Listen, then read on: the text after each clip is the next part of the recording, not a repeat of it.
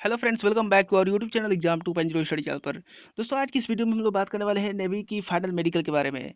हाँ दोस्तों, मैं अपना खुद का एक्सपीरियंस यहाँ पर शेयर करूंगा फाइनल मेडिकल से रिलेटेड। और मैं बताऊंगा कि मेरा जो मेडिकल कैसे हुआ था, क्या क्या चेकअप कर रहे थे और री मेडिकल किस में ज़्यादा मिल रहा था और मेरा सिलेक्शन क्यों नहीं हुआ, ये भी इस बारे में इस वीडियो में आप लोग को बताऊंगा। एंट्री से लेकर के एग्जिट तक सारी इन्फॉर्मेशन इस वीडियो में आपको मिल जाएगी दोस्तों। तो जिनका भी सिलेक्शन हो गया है नेवी डबल एस में और वो जाना चाहते हैं मेडिकल के लिए, INSTIL का उनको बुलाया गया है फाइनल मेडिकल के लिए। अगर वो सिलेक्शन हो जाता है, उनका सिलेक्शन हो जाता है, तो वो उनको ज्वाइनिंग उसी वक्त करा दी जाएगी और उनकी ट्रेनिंग स्टार्ट हो जाएगी। तो दोस्तों, चलिए स्टार्ट करते हैं हमारा आज का वीडियो। तो दोस्तों, सबसे पहले मैं बता दूं कि मेरा जो सिलेक्शन हुआ वो हुआ था अगस्त 2020 वाले बैच में SSR में।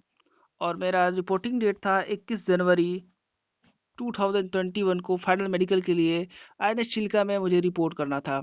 और फिर उसके बाद मेरा 14 दिन का क्वारंटाइन चला और 4 फरवरी को यानी 15वें दिन मेरा फाइनल मेडिकल हुआ। तो दोस्तों, जिनका भी सिलेक्शन हो गया है नेवी डबल SSR में, जो फाइनल मेडिकल के लिए जाना चाहते हैं INS चिल्का के अंदर, तो उनको पहले 14 दिन का क्वारंटाइन होगा। फिर उसके बाद 15वें दिन जाकर के आपका फाइनल मेडिकल होगा। तो दोस्तों, शुरू से मैं बताता हूँ 21 जनवरी को क्या क्या हुआ था, फिर उसके बाद मैं 4 फरवरी यानी फाइनल मेडिकल को पूरा डिटेल यहाँ पर शेयर करने वाला हूँ। तो दोस्तों, ये वीडियो थोड़ी लंबी होगी, तो दोस्तों इसकी बिल्कुल मत कीजिएगा। तो चलिए स्टार्ट करते हैं। 21 जनवरी को सबसे पहले बता दूं कि यहाँ पर 4:30 बजे भोर से ही लाइन लग गई थी दोस्तों। और यहाँ पर आपका एंट्री गेट्स पर ही हम लोग का बैग चेक हुआ था। बैग चेक हम लोगों ने कराया, जो भी सामान लेकर गए थे सब बाहर निकाल करके उन्होंने चेक किया। पूरा टोटल चेक करने के बाद सब बैग में भर करके वापस वहाँ पर अब आरोग्य सेतु ऐप का स्क्रीनशॉट, जो आरोग्य सेतु ऐप का स्क्रीनशॉट लेके गए थे मोबाइल में, वो हम लोगों ने दिखाया। तो दोस्तों, घबराने की कोई बात नहीं है। जो मतलब कीपैड लेकर के जा रहे हैं या फिर नहीं लेकर के जा रहे हैं, तो उनका भी सिलेक्शन ले रहे थे, कोई घबराने की बात नहीं है। और एक नेसेसरी बात दोस्तों कि आप मेडिसिन अंदर लेकर के नहीं जा सकते हैं। मेडिसिन आप लोग कोशिश कीजिएगा कि नहीं लेकर के जाएं, क्योंकि प्रोहिबिटेड थी पूरी तरह से। बैग चेक करने के दौरान वो मेडिसिन निकाल करके फेंक दे रहे थे। और उसके बाद क्या हुआ कि डॉक्यूमेंट चेक हुआ। क्या हुआ दोस्तों, डॉक्यूमेंट चेक हुआ, तो जो जो भी डॉक्यूमेंट वो लोग मांगे थे, तो हम लोगों ने लेकर के गया, वो सब डॉक्यूमेंट हम लोग का चेक हुआ। फिर उसके बाद हम लोग को एंट्री हुई INS चिल्का के अंदर। तो दोस्तों, फिर हम लोग की एंट्री हुई INS चिल्का के अंदर। तो INS चिल्का के अंदर हम लोग को एंट्री हुई और वहाँ पर हम लोग को हैंड सैनिटाइजर दिया गया। फिर उसके बाद फेस शील्ड दिया गया। और फेस शील्ड देने के बाद हम लोग को एक रूम में मतलब शिफ्ट कर दिया गया, एक बिल्डिंग में, एक रूम के अंदर। तो हम लोग को शिफ्ट कर दिया गया, वहीं पर हम लोग 14 दिन क्वारंटाइन रहे। मतलब वहाँ पर सब कुछ क्रियाकलाप जो करा रहे थे वो नेवी वाले, सब हम लोग रोज करते थे। और फिर उसके बाद हम लोग का 15वें दिन हम लोग का फाइनल मेडिकल हुआ।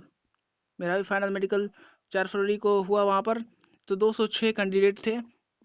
तो 206 कैंडिडेट वहाँ पर गए थे फाइनल मेडिकल के दिन। सुबह में 4:30 बजे, उठना है दोस्तों। और हम लोग भी उठे थे, बस से जाकर के हम लोग को फाइनल मेडिकल के ग्राउंड में हम लोग को लेकर के जाया गया। फिर उस वहाँ पर हम लोग को डॉक्यूमेंट चेक हुआ।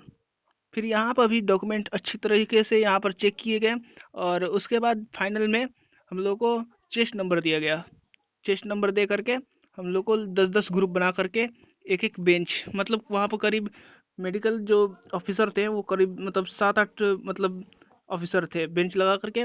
तो हर एक बेंच पे मतलब 10-10 बच्चे जा रहे थे। तो हम लोग भी 10-10 बच्चे गए थे। तो सबसे पहले जो चेक हुआ था, सबसे पहला जो टेस्ट हुआ मेडिकल में, वो आई टेस्ट हुआ। तो आई 3 प्रकार के टेस्ट हुए हैं। सबसे पहला जो टेस्ट हुआ वो हुआ कलर टेस्ट। कलर को पहचानने के लिए हम लोग को टेस्ट हुआ। तो उसमें दे दिया गया था, एक बुक दिया गया था जिसमें मतलब अलग अलग प्रकार के रंग थे और एक ही रंग में नंबर लिखे हुए थे, एक रंग में। मान लो कि वो ब्लू रंग में होंगे या फिर हल्का ब्लू, हल्का वायोलेट, जो भी कलर में एक ही रंग में मतलब नंबर लिखे होते हैं। आपको वो बताना होता है वहाँ पर कि क्या होगा। तो हम लोगों ने इसे भी कंप्लीट कर लिया था। और उसमें उसी बुक में एक डायरेक्शन बताना होता था, पाथ का डायरेक्शन का किस किस में है। एक ही रंग में एक डायरेक्शन दिया होता है पाथ का। तो आपको वो बताना था कि यहाँ से स्टार्ट होकर के यहाँ तक गया या फिर यहाँ से स्टार्ट होकर के फिर यहाँ पर आ गया। तो आपको बताना होता है उस कलर में देख करके, आपको उस बुक में देख करके बताना होता है। तो हम लोगों ने भी इस कलर टेस्ट पास कर लिया। फिर उसके बाद आई का दूसरा जो कलर टेस्ट था, सॉरी दूसरा जो टेस्ट था वो था रीडिंग टेस्ट। आई का ही दूसरा टेस्ट था रीडिंग टेस्ट। तो रीडिंग टेस्ट में क्या होता है कि मतलब एक पेज दे दिया जाएगा, उसमें S1 S2 S3 S4 S5 S6 का पैराग्राफ दिया होगा। मतलब पैराग्राफ 6 पैराग्राफ दिए होंगे और उसमें से S6 पैराग्राफ आपको पढ़वाया जाएगा।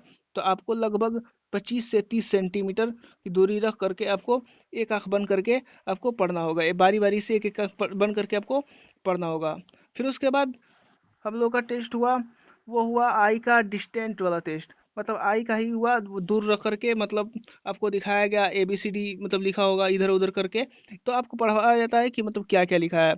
तो फिर उसके बाद आपको उसी में बताया गया था कि ये जो जो चित्र है वो बताया कि किस ओर मतलब खुला हुआ है, इसका मुंह किधर हुआ खुला है, अप है कि डाउन है कि राइट है कि लेफ्ट है। तो ऐसा सब थे। और फिर उसके बाद कुछ पॉइंट वाले भी थे कि बताया था कि मतलब एक बॉक्स में कितने पॉइंट है वो बताइए, 4 पॉइंट, 5 पॉइंट, 3 पॉइंट, 2 पॉइंट, वो सब बताना था आपको। तो हम लोगों ने भी इसको भी क्लियर कर लिया आई वाला। और फिर उसके बाद ईयर का टेस्ट हुआ आप लोग का।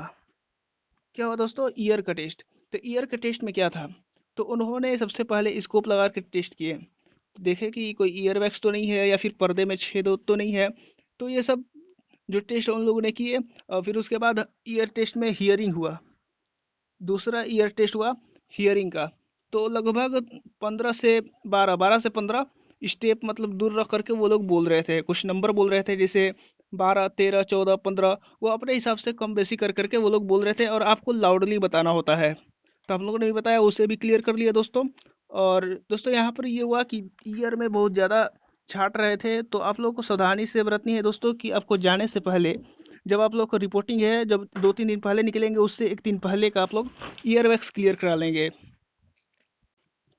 अगर ईयर वैक्स आपके कान में होता है तो आपको रीमेडिकल मिलने की संभावना ज़्यादा हो सकती है दोस्तों। क्योंकि यहाँ पर हम लोगों के टाइम पर ईयर से प्रॉब्लम बहुत ज़्यादा मिले थे। किसी के ईयर में, मिडिल ईयर में इन्फेक्शन था। तो इसमें सब जो भी इन्फेक्शन था तो उनको सब रीमेडिकल जल्दी दे दे रहे थे। अगला टेस्ट है दोस्तों, वो है हमारा टीथ टेस्ट। मतलब टीथ का टेस्ट हुआ, मतलब का दांत का टेस्ट हुआ। और दांत के टेस्ट में ये था कि वो लोग चेक कर रहे थे कोई खोड़ला वोड़ला तो नहीं है, किसी का दांत खराब वराब तो नहीं है। दोस्तों जिसका भी खराब हो वो भरवा लीजिएगा। और फिर उसके बाद वो लोग देख रहे थे, गिनती कर रहे थे कि आपका कितने दांत है। तो लगभग मेरा 28 दांत था, तो उसको 18 पॉइंट दिए थे हमको। 18 पॉइंट दिए थे। किसी का 30 दांत था तो उसको भी 18 पॉइंट दिए थे। वो अपने हिसाब से पॉइंट दे देते हैं। तो यहाँ पर लगभग सबका क्लियर हो जाता है दोस्तों, घबराने की कोई बात नहीं है। और इसमें ये था कि दांत जो किसी किसी का ज़्यादा अंदर की तरफ झुका होता है, ज़्यादा अंदर की तरफ झुका होता है, और किसी किसी का बाहर की तरफ निकला होता है। तो वो उनमें रीमेडिकल देने का उनकी संभावना ज़्यादा बढ़ जाती है दोस्तों। उनको रीमेडिकल मिल जाएगा जिनका मतलब आगे पीछे है। और आगे पीछे वाला भी यहाँ पर रीमेडिकल मिल रहा था। लेकिन अगर पूरा आगे पीछे है तब तो रीमेडिकल मिलेगा, लेकिन अगर एक आध दो आगे पीछे है तब तो कोई बात नहीं है। मेरा खुद जो है वो 2 आगे पीछे था, तो रीमेडिकल उन लोगों ने नहीं दिया, वो क्लियर कर लिए। और अगला टेस्ट है दोस्तों, वो है नोज का टेस्ट, यानी नाक का टेस्ट। तो नाक का टेस्ट में मतलब क्या था, नाक के टेस्ट में था दोस्तों वो डीएनएस। डीएनएस चेक कर रहे थे दोस्तों। डीएनएस का मतलब ये होता है कि नाक की जो हड्डी होती है अंदर की, वो टेढ़ी होती है। तो उसमें देख लेते थे कि अगर डीएनएस है तो उसमें रीमेडिकल दे दे रहे थे। और उसके बाद नेक्स्ट जो टेस्ट था वो था हम लोग का टंग टेस्ट। टंग टंग में क्या टेस्ट था, तो टंग टाई। टंग टाई भाई क्या होता है, तो टंग टाई में ये होता है कि आपका जो जीभ होता है, हम लोग का जो माउथ का नीचे हिस्से से ज़्यादा सटा रहता है। मतलब ज़्यादा मूवमेंट नहीं कर पाता है ऊपर की तरफ। आप चाहे ऊपर सटाने के लिए तालू में तो नहीं सट पाता है किसी का, होता है उसी को हम लोग टंग टाई कहते हैं। तो यहाँ पर भी री मेडिकल मिल रहा था। तो घबराने की कोई बात नहीं है, इस पॉइंट में री मेडिकल में आपको ले लिया जा रहा था, कोई बड़ी बात नहीं है, री मेडिकल में वो लोग ले ले रहे थे। तो और नेक्स्ट है जो टेस्ट है वो है ब्लड टेस्ट। दोस्तों ब्लड टेस्ट है, तो ब्लड टेस्ट को आप जानते ही हैं, सुई हाथ में मतलब चुभो करके आपका ब्लड ले लिया जाएगा, सैंपल देख लिया जाएगा, सैंपल वहाँ पर लिख लिया जाएगा। फिर उसके बाद क्या था कि यूरिन टेस्ट हुआ था। यूरिन टेस्ट कैसे होता है दोस्तों, तो आपको एक मतलब डिब्बे में छोटे में जा करके लाना होता है यूरिन, और वहाँ पर एक स्ट्रिप डालते हैं। और फिर उसके बाद अंदर मतलब जा करके डस्टबिन में फेंक देते हैं। तो फिर वहाँ पर ये था कि जो स्ट्रिप डालते हैं उसका रंग नहीं बदलता है दोस्तों। तो ये आमतौर पर सबका क्लियर हो जाता है दोस्तों, इसमें कोई घबराने की कोई बात नहीं है। तो फिर उसके बाद नेक्स्ट जो टेस्ट है हम लोग का, वो है स्वेट टेस्ट। मतलब पसीने का टेस्ट कर रहे थे दोस्तों कि पसीना आ रहा है कि नहीं, आपकी हथेली में टेस्ट कर रहे थे पसीना आ रहा है कि नहीं। तो उसके पहले आपको वार्म अप करा देते थे वो सब, उठक बैठक कराते थे, पूरी मूवमेंट करा देते थे आपकी बॉडी की, ताकि आपके जो हाथ में पसीना आ रहा हो तो वो आ जाए। तो वो लोग देखते थे कि अगर पसीना नहीं आता है उसके बाद भी तो वो लोग सिलेक्ट कर लेते थे। लेकिन अगर बाय द वे पसीना आ जाता है दोस्तों तो आपको री मेडिकल मिलने की संभावना बढ़ जाती है। और आपको री मेडिकल ही नहीं, अगर री मेडिकल में भी आप जा रहे हैं, अगर वहाँ पर भी पसीना आ जाए तो आपको आउट होना पड़ता है। तो आप आउट भी हो जाएंगे दोस्तों। तो ये बहुत बड़ी प्रॉब्लम थी जो कि बहुत ऐसे लड़कों को मिली थी। स्वेट जो प्रॉब्लम से ही बहुत ज़्यादा लड़के आउट हुए हैं। तो दोस्तों आप लोग इसका इलाज करा करके जाइएगा। बहुत सारे इलाज हैं। आपको पहले क्या करिएगा कि पहले ही मेडिकल के जाने से पहले आप लोग साबुन से बढ़िया से रगड़ लीजिएगा। ये काम करता है कभी कभी। साबुन से या पाउडर वहाँ पर लेकर के रगड़ के हाथ उसको पहले बढ़िया से साफ कर लीजिएगा और उसको पोंछते रहिएगा। तो शायद आपका मतलब ना देखे तो सिलेक्शन हो जाए। नेक्स्ट है, वो है एल्बो एंगल चेक कर रहे थे। हाँ, एल्बो का जो कहनी का जो एंगल था वो उसको चेक कर रहे थे। एल्बो एंगल, एल्बो एंगल में मतलब क्या, लगभग 18 डिग्री या फिर लगभग 15 से 18 डिग्री के बीच में आपका चाहिए है एल्बो एंगल। अगर किसी किसी का ये होता है कि मतलब बहुत ज़्यादा ही एल्बो यहाँ पर सट जाता है, इसका बहुत ज़्यादा यहाँ पर सट जाता है तो उनको मतलब छाड़ देते थे। तो दोस्तों यहाँ पर देख लीजिएगा आपका एल्बो एंगल कितना है। और नेक्स्ट है आपका हैंड ट्रिमर। हाँ, हैंड ट्रिमर थी। हैंड ट्रिमर का मतलब ये होता है हाथ का काँपना।